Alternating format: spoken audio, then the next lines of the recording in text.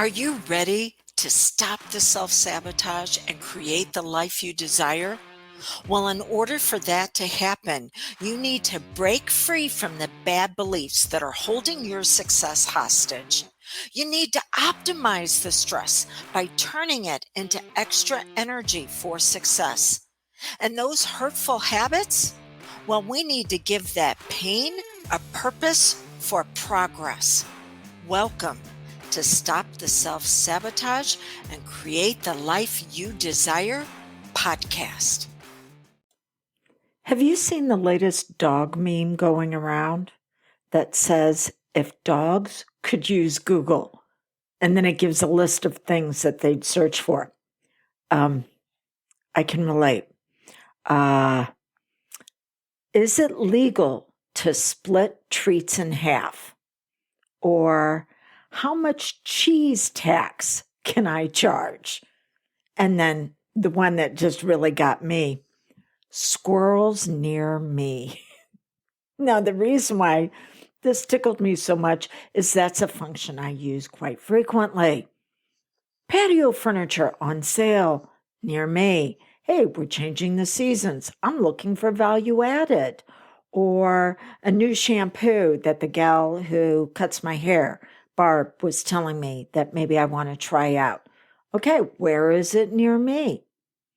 The challenge I've had, though, is whenever I searched for something near me, and for whatever reason there was a snafu, and Google tried to tell me, yeah, here's where you can find it, either in Washington, D.C., as in our capital, or Washington State.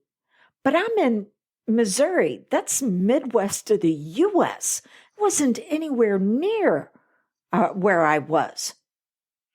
And the same thing can happen for us when we look for the right answers, but in the wrong places. And this isn't your fault, because at some point, someone took away your awareness of where you were and in its place put where they wanted you to be. So that way they could manipulate you into getting their needs met, but at your expense. Not your fault, but you do have to take 100% responsibility for being able to move forward in a way that gives you progress on a daily basis. I'll give you an example of this. Just the client I was working with this morning said that she was getting impatient with the process for the results that she wanted. Now, there's a difference between results and resolution. Resolution is something where we can close the door on it. We no longer need to have it in our life. Results, though, are continual steps to be able to move into progress in a way that brings us out at our best. In the very beginning, whenever I work with clients on what's known as the core four, that's your first 4 sessions where we need to move you away from the pain that has been created in your life and give it a purpose for your progress, we are getting resolution. We're closing that door that you have to continue to live that way.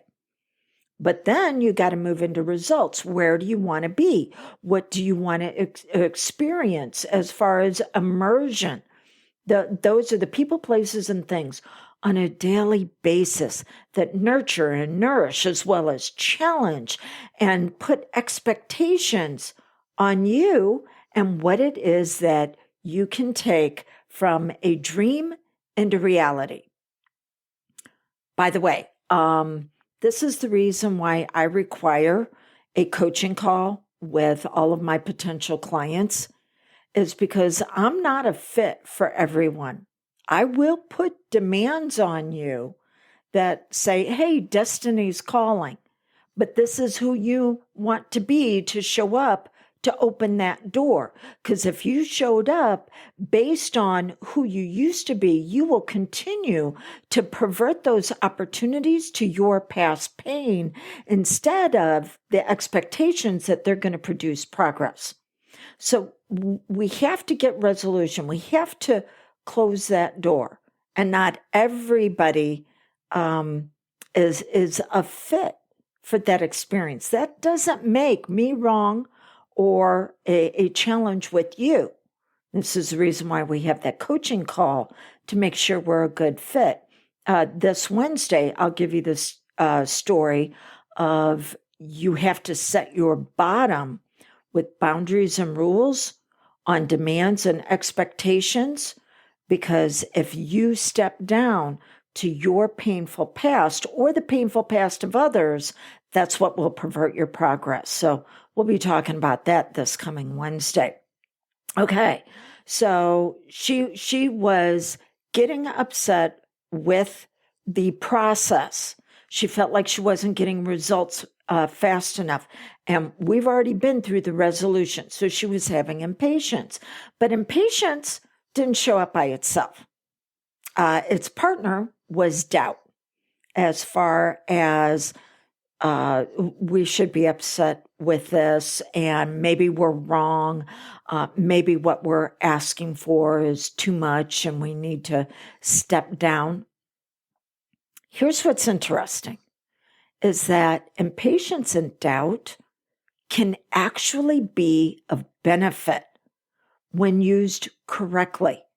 Now, in her past, impatience would be that she would be impatient with herself as far as how much of a load and demand others could put on her, and she should be able to handle it all on her own. Instead of going, whoa, wait, maybe I'm impatient here because I'm needing them to take on responsibility. Remember how I said you could be looking for the right results, but in the wrong area. You can't Google squirrels near me if you're Thor, my dog, and then wind up with squirrels that are at a park that's a couple of miles from here. No, we want to see what's in the backyard. So impatience, well, that could actually be reprogrammed, and programming is based on the mental level. Think of a computer and the programs that it runs. And some of your programs are incomplete. They're immature. They need to be upgraded. So impatience says, well, it's not just me. It's also the people in my environment. What do I need to be expecting from them? Okay. And then doubt. Doubt is an emotional state. Doubt is conditioning. If you think of conditioning like working out and what type of weight that you can handle.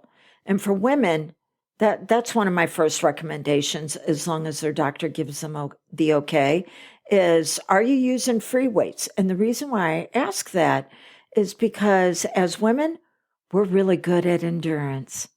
Yeah, we can just go on and on and on with the same painful problems, because your body also informs your mind on how to move forward. And if all you've done is cardio with chaos, then your brain will pick out the best ways to hold you back. So doubt. Doubt is all about conditioning. And doubt, when she said she was doubting herself, I'm like, okay, well, we need to put a demand that when doubt shows up, it can help you lift something heavier. So maybe you should be doubting yourself. Maybe your expectations are out of alignment. Maybe when doubt shows up combined with impatience, we need to be looking at, you're looking in the wrong place. The doubt's trying to give you a message that this isn't going to happen whenever you're Googling and it's coming from the wrong location.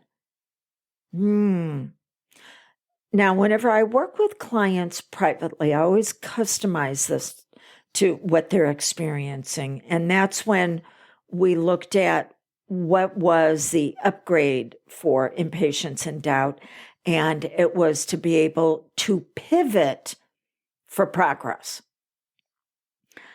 I do know that not everyone has the ability to work with me privately for whatever reason.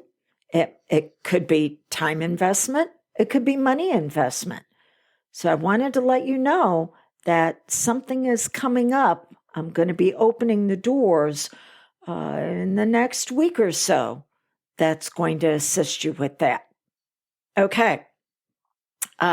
So getting back to, it's not your fault that you were taught to think you were in the wrong location, but you're never going to get to the results that you want whenever your GPS is set for self-sabotage.